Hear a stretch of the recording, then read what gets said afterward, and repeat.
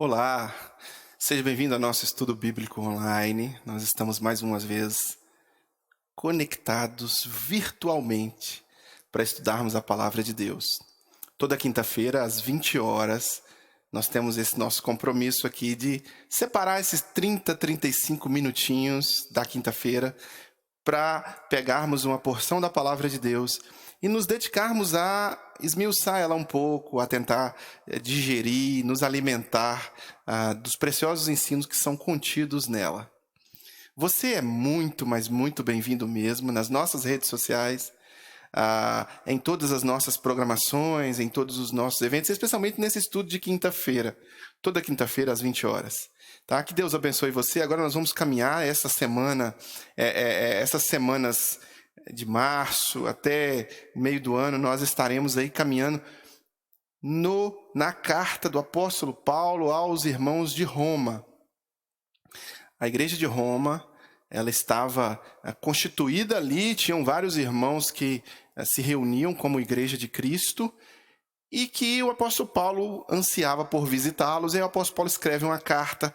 Essa carta depois ela vem também nortear princípios doutrinários da igreja cristã, mesmo até nos dias atuais, né? A palavra de Deus ela é viva, eficaz, ela é atemporal, ela é acultural, ela se insere na realidade do ser humano porque ela fala sobre princípios, criação, transformação, norteamento da nossa vida. É como se fosse um manual de instrução da máquina. Nós somos a máquina e a Bíblia é o manual de instrução. Então ela é atemporal. Deus inspira o apóstolo e o apóstolo traz essa carta àqueles irmãos de Roma, que hoje também nos norteia como igreja de Cristo, como se romanos também fôssemos, né? Somos também destinatários desta carta. Nós estamos no capítulo 3 e vamos prosseguir a leitura do capítulo aqui. Eu vou fazer uma parte, vou parar, depois vou ler um pouco mais e a gente vai aí até consumirmos os nossos 35 minutos, tá bom? Acompanhe aí comigo agora na sua tela a leitura do texto de Romanos, capítulo 3, versículo 1 em diante.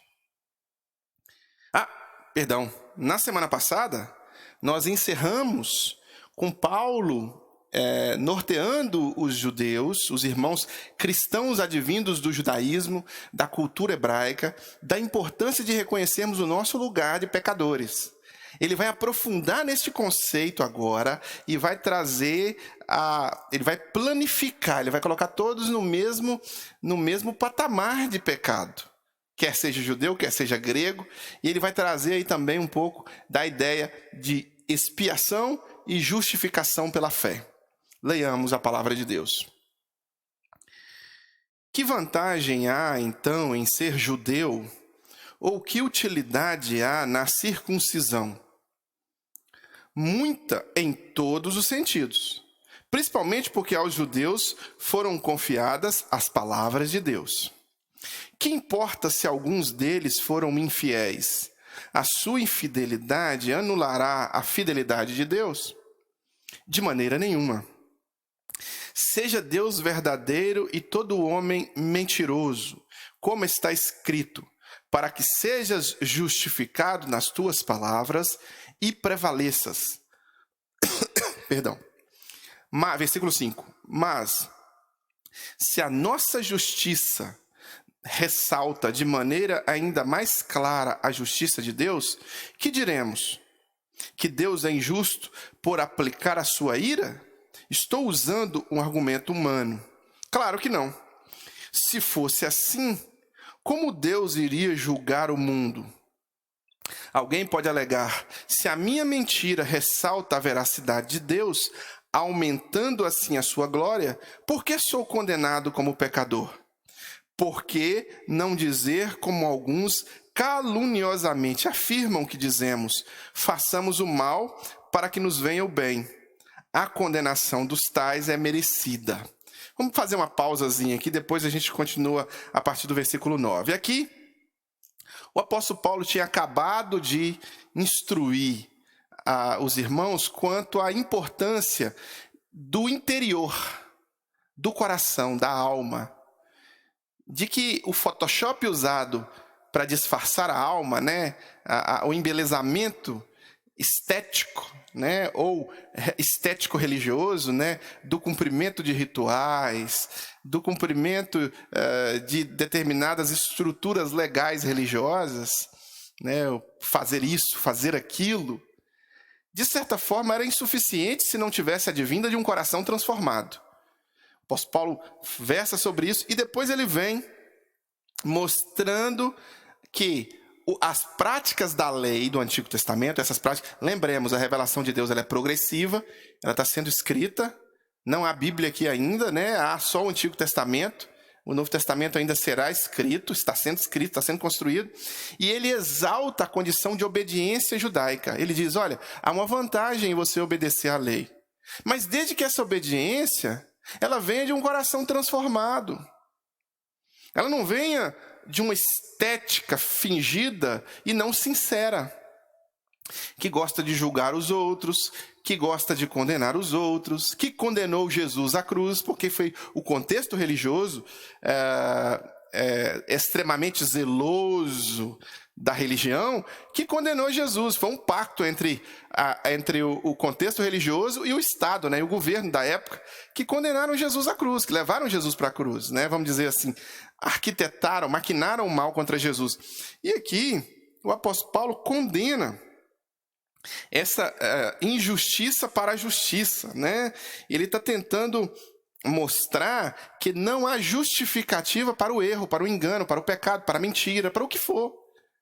Que nós somos injustificáveis, que diante de Deus nós somos injustificáveis e que como pecadores, como falhos, merecedores somos da ira divina.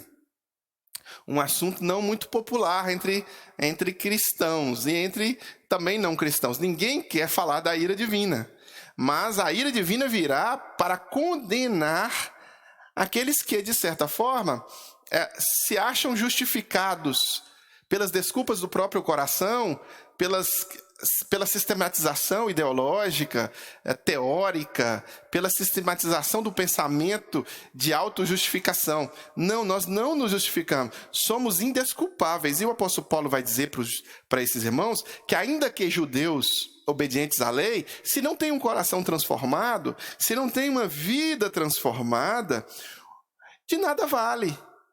De nada vale uma fé fingida, maquiada, photoshopada, né? Esse é um conselho para o cristão, especialmente o cristão evangélico que se devota a ter uma vida de santidade na presença do Senhor. Uma fé não fingida, uma fé que realmente é entregue debaixo da graça de Cristo e que reconhece o seu lugar de pecador, de falho. Agora, a partir do versículo 9, o apóstolo Paulo vai descrever justamente quem somos, justamente a nossa condição como seres humanos. E Deus nos convida a aprimorarmos, a melhorarmos. Mas nesse nosso processo de aprimoração, nesse nosso processo de santificação, nesse nosso processo de melhoria, nós não podemos achar que somos alguma coisa, pensar que somos alguma coisa, pensar que somos melhores, que somos mais justos, mais santos, porque não o somos. Somos pecadores e carentes da graça de Cristo. Aqui no versículo 9, ele vai afirmar, do versículo 9 em diante, a gente lê até o versículo 18, ele vai afirmar categoricamente que não há ninguém justo. Em si mesmo, nós não podemos jamais ser considerados justos, nunca podemos nos auto-justificar ou mesmo nos declarar justos, porque não o somos. Que concluiremos então? Depois que ele fala essa parte, ele faz a pergunta: que concluiremos então? Estamos em posição de vantagem? Não. Já demonstramos que tanto judeus quanto gentios estão debaixo do pecado. Todos estão debaixo do pecado. Como está escrito, e aí ele vai fazer menção da Escritura, ele vai fazer menção do Salmo, capítulo 14. Não há nenhum justo, nenhum sequer. Não há ninguém que entenda, ninguém que busque a Deus. Todos se desviaram, todos se tornaram juntamente inúteis. Não há ninguém que faça o bem. Não há nenhum sequer.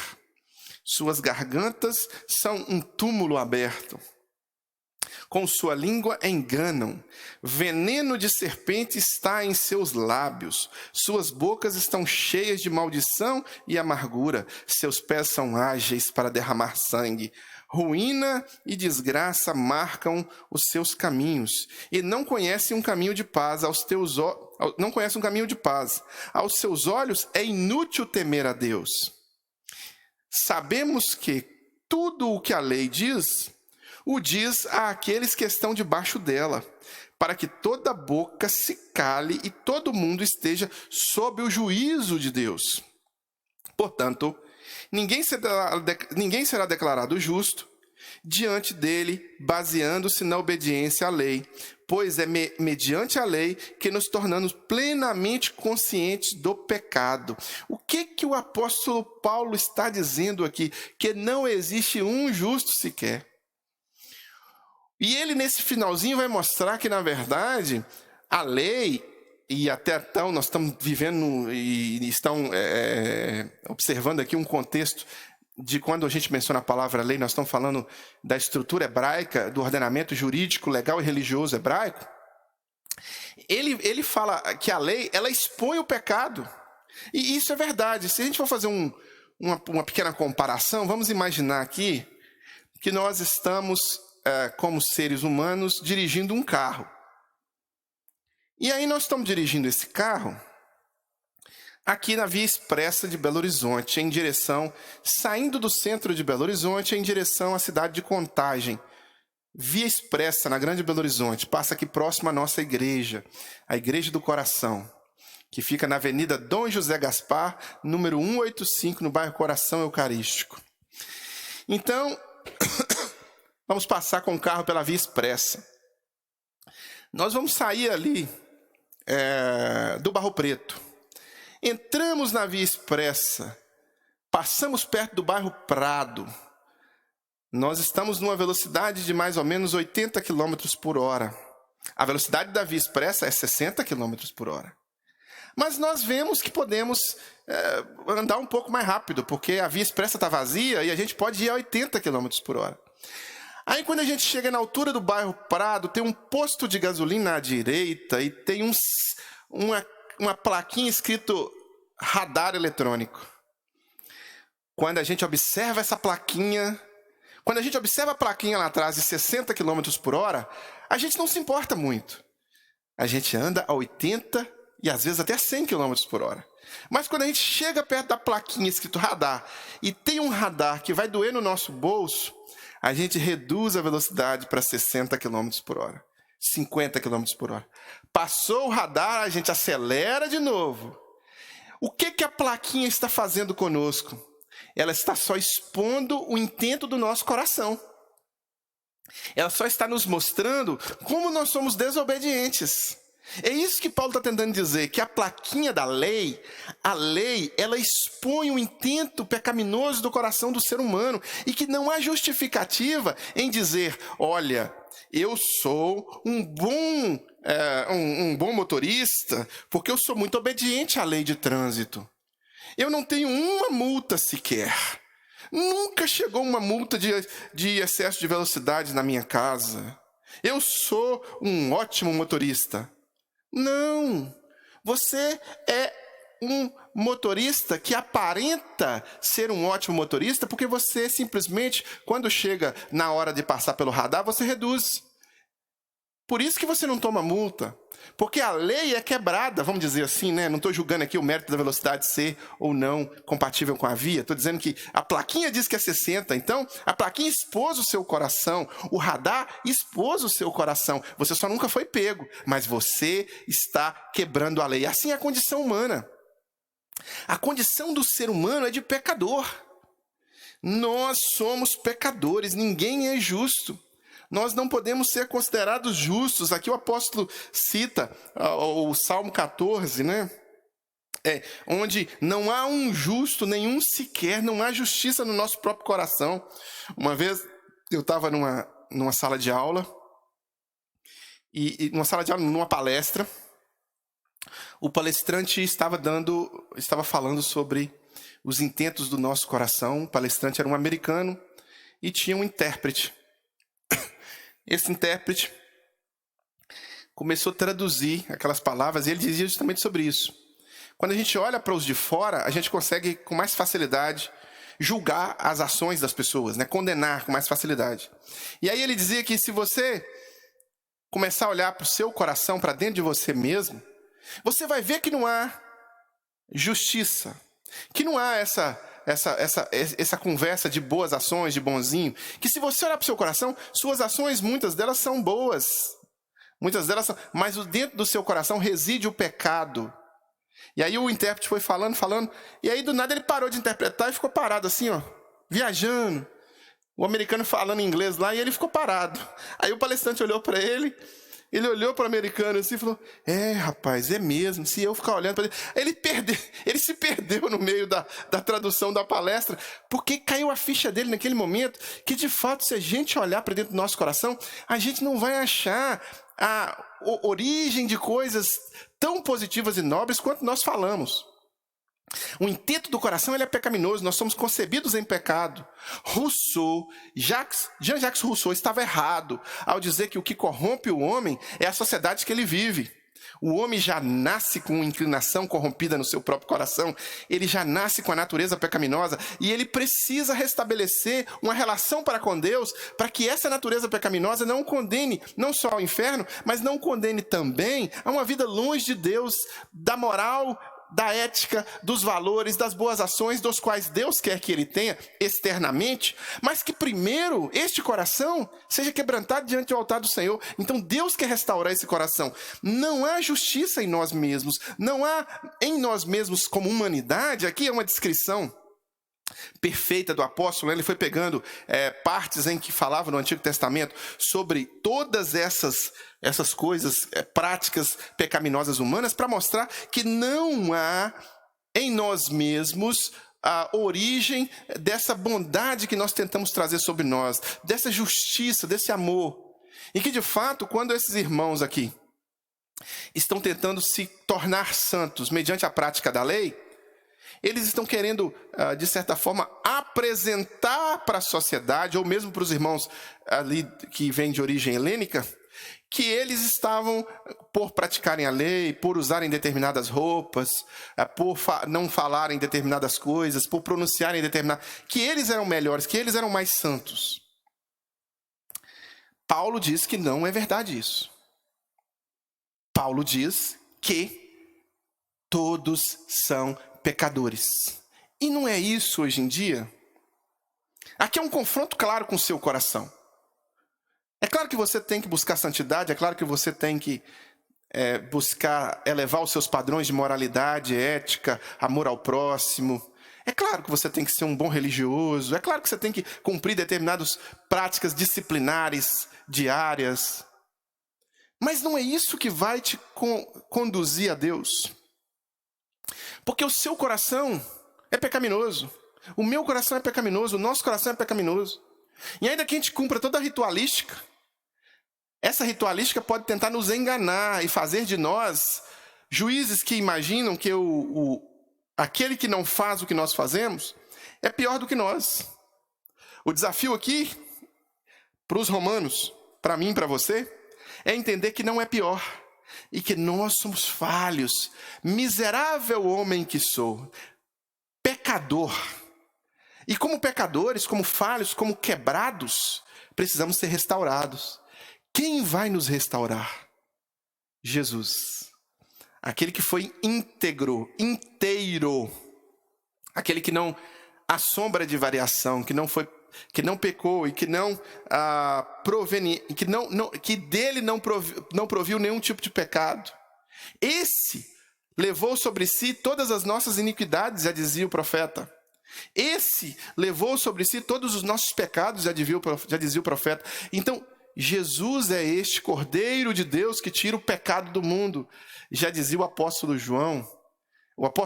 João, o Batista. Então, Jesus, o Mestre, o Deus encarnado, ele é esse que pode restaurar o que está quebrado. Esse é esse que pode limpar. Ele que pode nos declarar justo. Aí aqui no versículo 21 em diante, o apóstolo Paulo vai trabalhar esse conceito de justificação pela fé, de que nós podemos, ainda que pecadores, mediante o arrependimento, a confissão e a entrega aos pés de Cristo, sermos declarados justos por aquele que foi inteiramente justo. Versículo 21. Mas por agora se manifestou uma justiça que provém de Deus, independente da lei, da qual testemunham a lei e os profetas.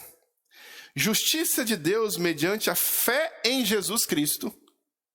Guarda bem isso.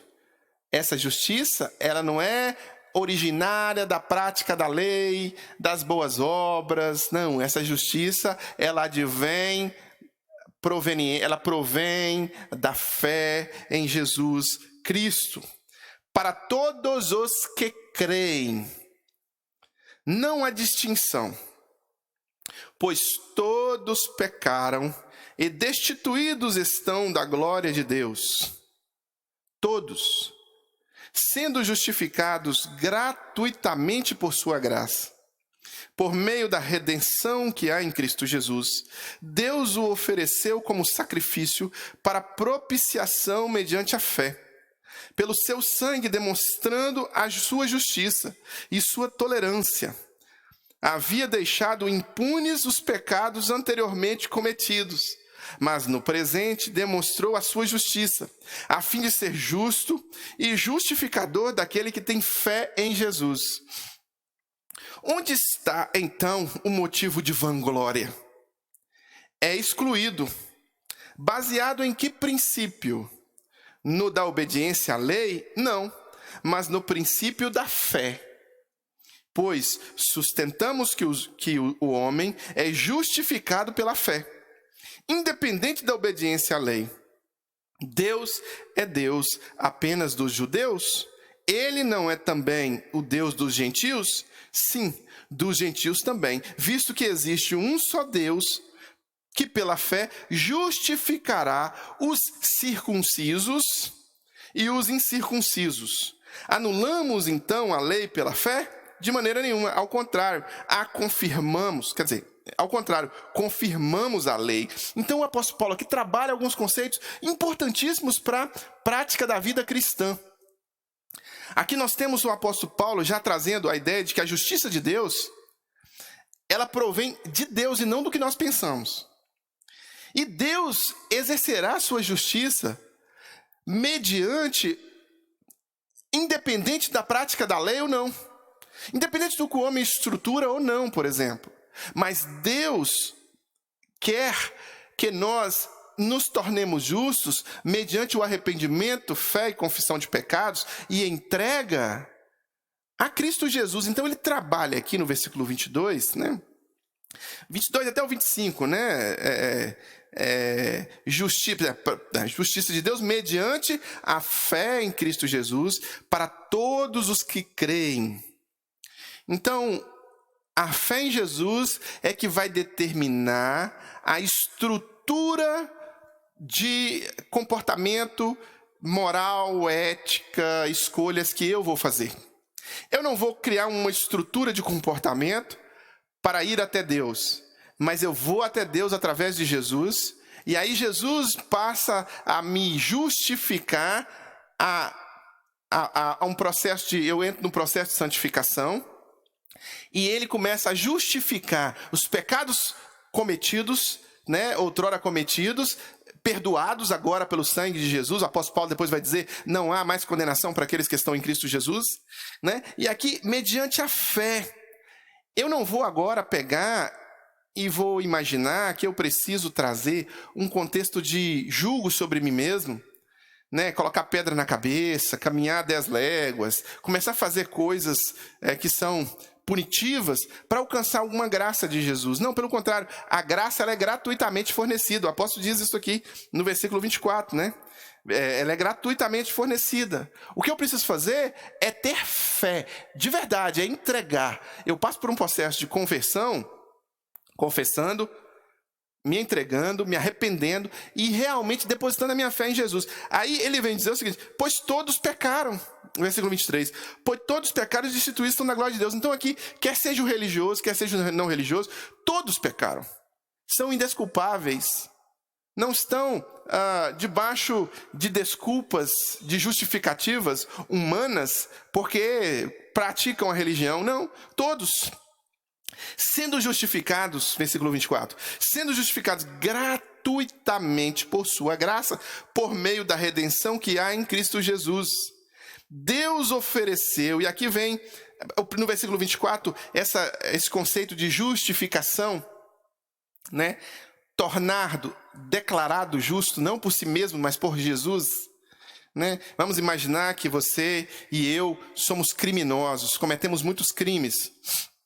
Naturalmente, estes crimes, eles estão debaixo de uma condenação que está ali prescrita ali claramente no Código Penal brasileiro.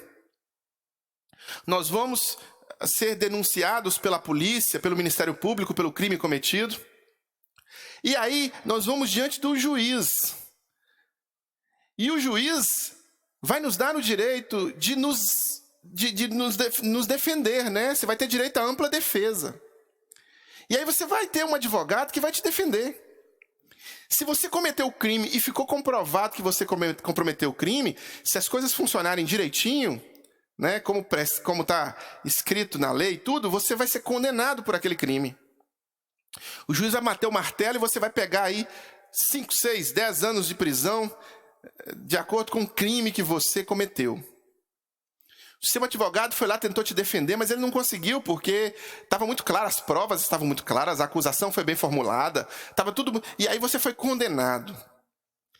Esse ordenamento jurídico, esse funcionamento de julgamento, é o mesmo julgamento espiritual, com uma pequena diferença.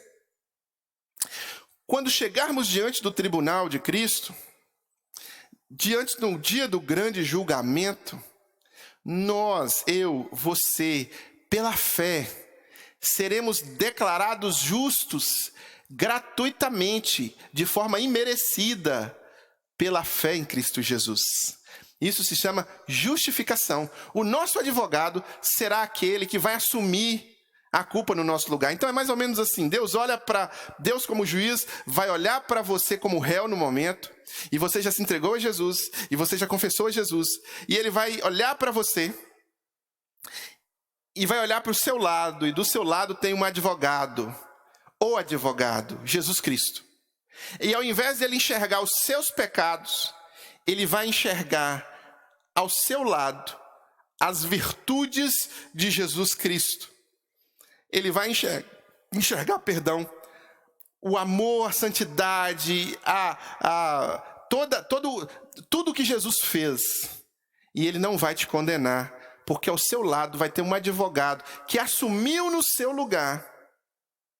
Ele assumiu no seu lugar, levou sobre si todas as suas iniquidades.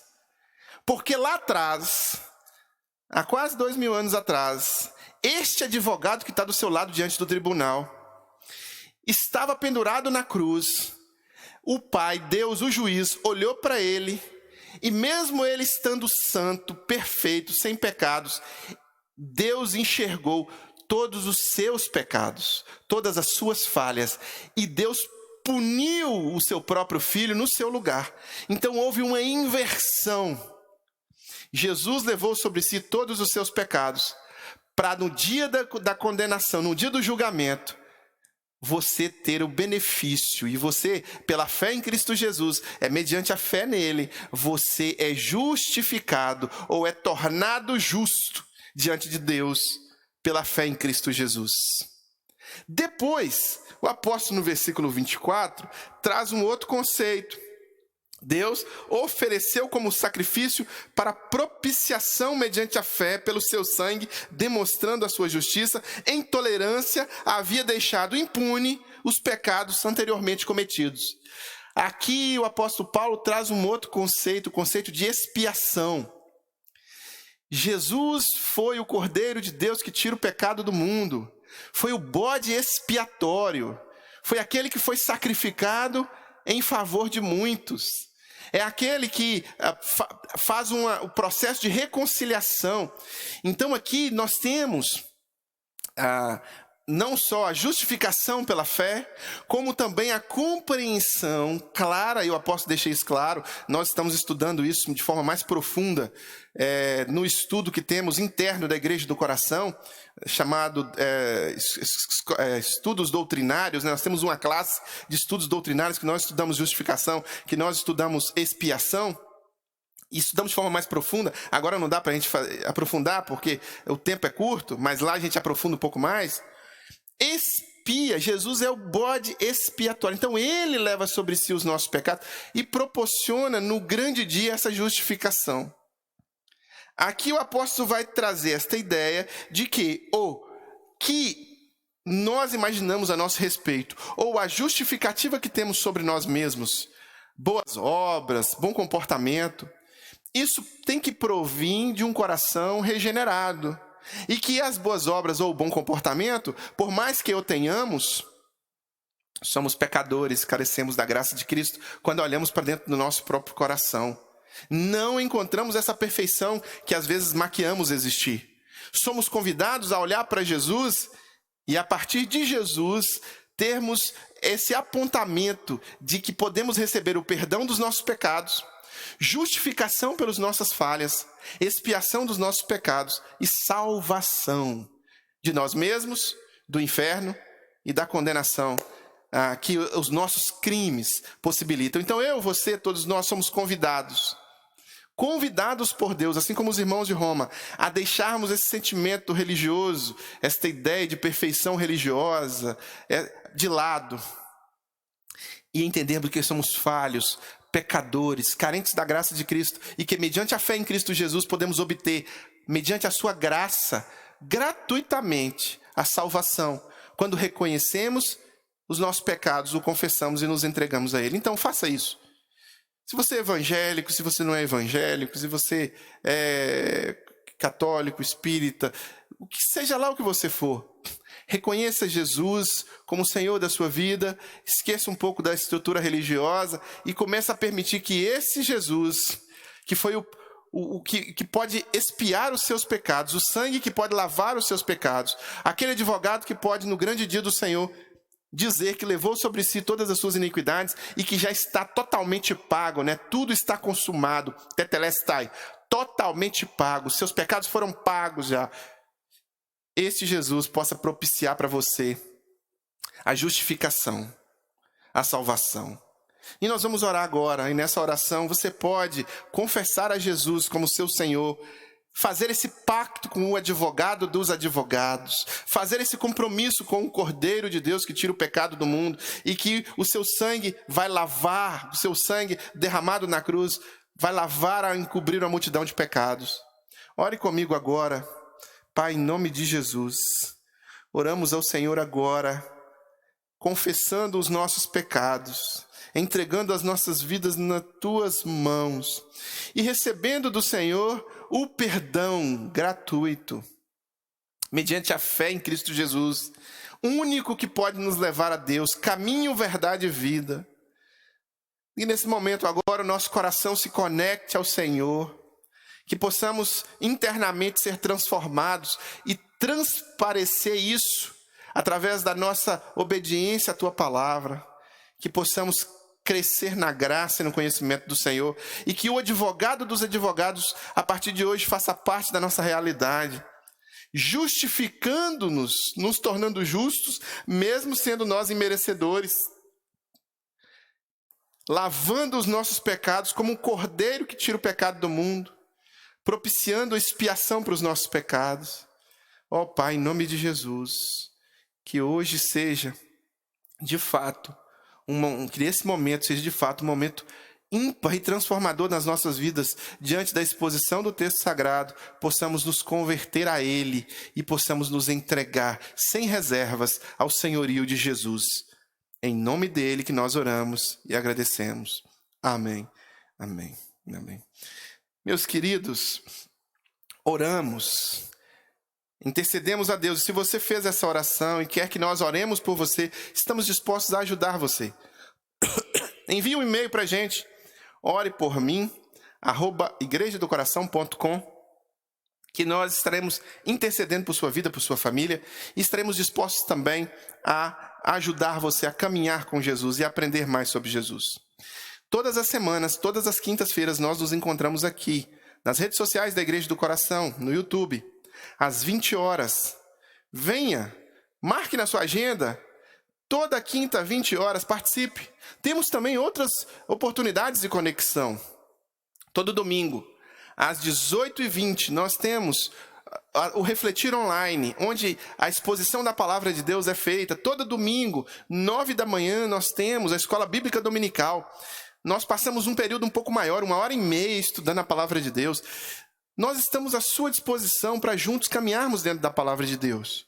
Se você, no seu coração também, sentiu o desejo de não somente consumir, não somente aprender, mas também contribuir, envolver-se de alguma forma com seus dons, com seus talentos, manda um e-mail para a gente pode usar os seus talentos, os seus dons. Pastor, eu queria dar uma oferta para a Igreja do Coração, eu queria entregar um dízimo na Igreja do Coração. Você pode fazer isso via Pix, né? financeiro@igrejadocoração.com. Está aí na sua tela. Você pode contribuir com o Pix. Mas, pastor, eu não tenho Pix ainda, eu queria fazer uma transferência, um TED. Perfeito. Está na sua tela aí o CNPJ da igreja, pessoa jurídica. Está na sua tela aí conta, agência, banco. Você pode fazer a sua contribuição, você pode entregar o seu dízimo, sua oferta, que vai cair na conta da igreja e vai ser usado para a expansão do reino de Deus e para a glória de Deus. As obras sociais, o trabalho de entregas de cestas básicas, o trabalho social da Igreja do Coração, a manutenção do templo, toda a estrutura ela é paga com dízimos e ofertas. E quando você contribui, você está fazendo parte disso. Então envolva-se, né? Que Deus te abençoe. Agora nós estamos encerrando. Espero ver você no nosso próximo encontro com essa disposição também de aprender a palavra. Que o amor de Deus o Pai, comunhão e consolação do Santo Espírito e graça de Jesus seja sobre você, seja sobre a sua vida. Até a próxima.